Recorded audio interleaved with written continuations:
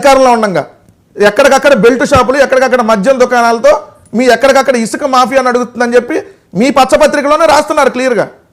సాక్షాత్ ఒక ఎమ్మెల్యే బయటకు వచ్చి 3 వారాలు 4 వారాలు అయింది, అయ్యా నారాయణ స్కూల్ పక్కన 9వ తరగతి 10వ తరగతి విద్యార్థులు ఆ బెల్ట్ షాప్కి అలవాటు పడుతున్నారు, నారాయణ స్కూల్ పక్కనే ఉందని చెప్పి స్కూల్ దగ్గరికి వెళ్ళి మరీ వీడియో పెట్టాడు.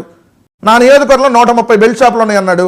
ఎవరు బెల్ట్ తీశారు ఇప్పుడు వరకు? మీరు 130 షాపులకి ఒక్కొక్క షాప్కి 5 లక్షలు ఫైన్ వేసి వాళ్ళని అరెస్ట్ చేయాలి. ఇప్పటి వరకు ఎందుకు చేయాలి? ఒక ఎమ్మెల్యే చెప్తే చేయాల. ఏందమ్మా మళ్ళీ మీరు బ్రహ్మాండంగా ఉందని ఎంత డబ్బా కొట్టుకుంటే ఉపయోగం ఏంది? ఎప్పుడు చేస్తారు? 10 సంవత్సరాల తర్వాత చేస్తారా? ఓకే అన్నయ్య గారు సార్, ఇప్పటికే ఆల్రెడీ ఏ వైన్ షాపుల కింద ఏ పరిధిలో సేల్స్ జరుగుతోంది, రిటైల్ ఎంత ఉంది, ఏ ప్రాంతంలో ఎక్కువ సప్లై జరుగుతుంది, దానికి కారణం ఈ వైన్ షాప్ నుంచే వెళుతుందా లేదంటే అక్కడ ఏమన్నా అన్అఫీషియల్ బెల్ట్ షాపులు ఉన్నాయని చెప్పేసి ప్రభుత్వం ప్రత్యేకించి బెల్ట్ షాప్ వైన్ షాప్ ఓనర్లకు వార్నింగ్ ఇచ్చి మరి ఎంక్వైరీ చేపిస్తుంది. ఒక ఎమ్మెల్యే నా నియోజకవర్గంలో అమ్మ నవ్వుతారు ఎవరన్నా? రాయపాటి అరుణ్ గారు పక్కన బెల్ట్ షాపులు నిర్వహించే వాళ్ళు ఎక్కడ అండమాన్ నికోబార్ నుంచి తీసుకొని రారు. ఈ వైన్ షాపుల నుంచే వస్తా బెల్ట్ షాపులకి వాళ్ళే అమ్మిస్తారు, ప్రజాప్రతినిధులు అమ్మిస్తారు దగ్గరుండి. ఎందుకు వాళ్ళకి వార్నింగ్ ఇచ్చాము అయిపోయింది, ఉపయోగమైంది సార్? వార్నింగ్ ఇచ్చారంట. ఓకే మాట్లాడండి, ఒక నిమిషం కంప్లీట్ అవనివ్వండి సార్. స్టేట్ వైడ్ గా ఆల్రెడీ డిపార్ట్మెంట్ కూడా ఇవ్వడం జరిగింది ఇన్స్ట్రక్షన్స్ క్లియర్ గా, బెల్ట్ షాప్స్ ఎక్కడ కూడా అన్అఫీషియల్ గా ఉండడానికి వీల్లేదు అని.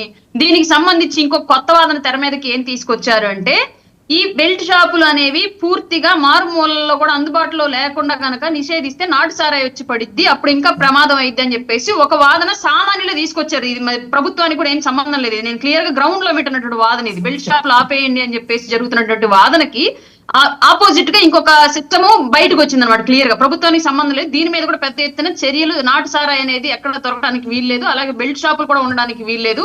వైన్ షాపుల పరిధిలోనే ఏదైనా మద్యం అమ్మకాలు జరగాలి అని చెప్పేసి క్లియర్ గా ప్రభుత్వం ఆల్రెడీ ఇన్స్ట్రక్షన్స్ ఇచ్చింది. స్థానిక ఎమ్మెల్యేలకు కూడా ఇన్స్ట్రక్షన్స్ ఇచ్చింది, ఎందుకంటే వాళ్ళ సపోర్ట్ తో ఏమైనా నడుస్తున్నాయేమో అని చెప్పేసి.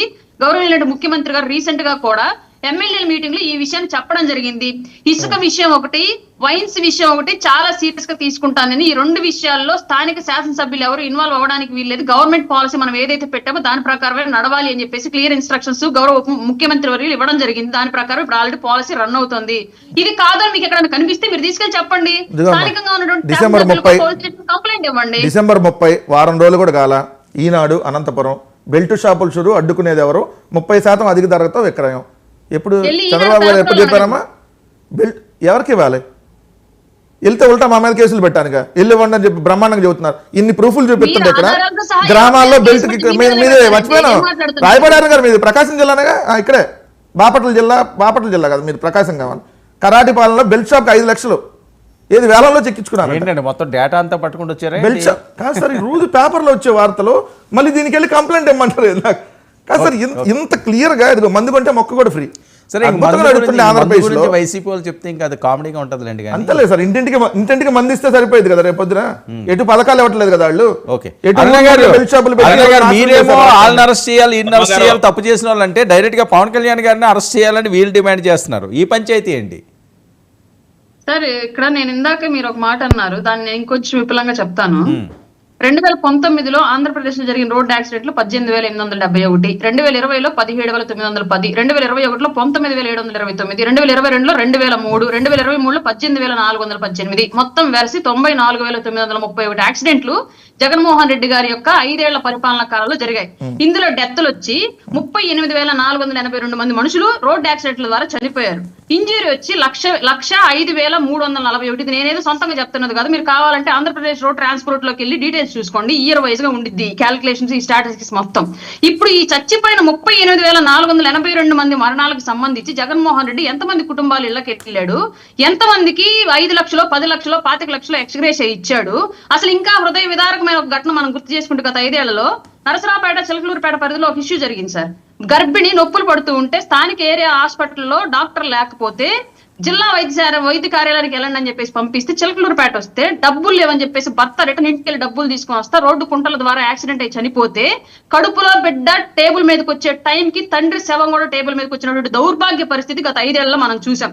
ఆ సంఘటనకు సంబంధించి అప్పటి ఆరోగ్య శాఖ మంత్రిగా ఉన్నటువంటి విడదల రజని ఎన్నిసార్లు ఆ కుటుంబాన్ని పరామర్శించింది, ఆ కుటుంబానికి ఎంత నష్టపరిహారం ఆ ప్రభుత్వం కానివ్వండి అప్పుడు ఉన్నటువంటి ఉప ముఖ్యమంత్రులు 4 ఇచ్చారు, కుల సమీకరణాల ప్రకారం మేము న్యాయం చేసామని చెప్పడానికి వాళ్ళని వెళ్ళి పరామర్శించాడు.